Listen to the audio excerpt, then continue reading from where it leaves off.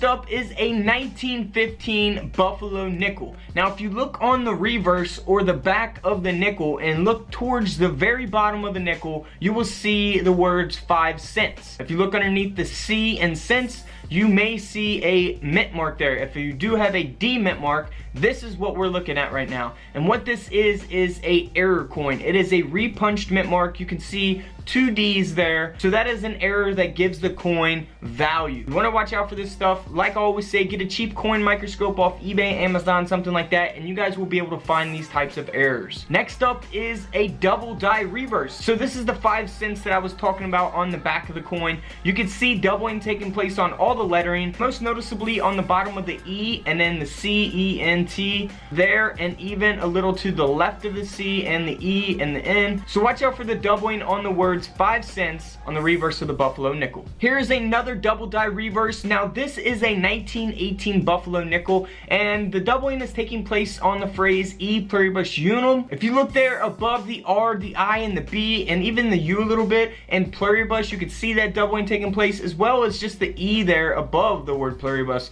So watch out for that doubling taking place on that phrase on the 1918 Buffalo nickel. Moving on to another double die. This is actually a double die obverse, so that means that there's doubling taking place on the front of the coin, and that is going to be on the 1919 Buffalo nickel, right where the braids are on the Indian's head. Also, if we look here on the date of the 1919, you can see that doubling taking place there as well, and on the Indian's face you can see that doubling on the outline of the Indian's face. Next up is the 1926 double die obverse. Now this doubling is taking place on the word liberty, so make sure you watch out for that. Like I said, get you that cheap coin microscope and you guys will be able to see this type of doubling. Also on the 1926, if you flip the coin over, look on the reverse of the coin, there's also doubling on the phrase E pluribus unum on the 1926 as well. Next up is the 1929 Buffalo nickel. Now obviously you can see this doubling is pretty, I would say, a little bit extreme, more extreme than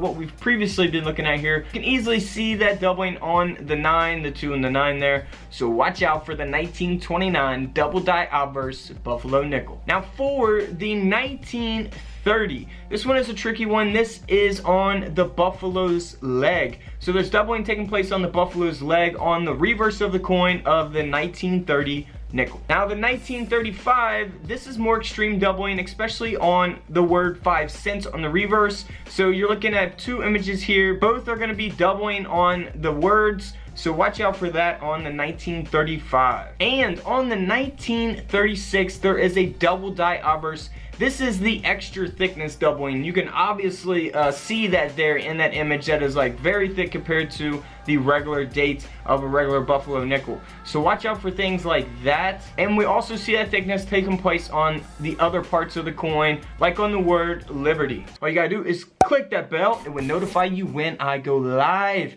Until then, this is Couch Collectibles, and this is where I disappear.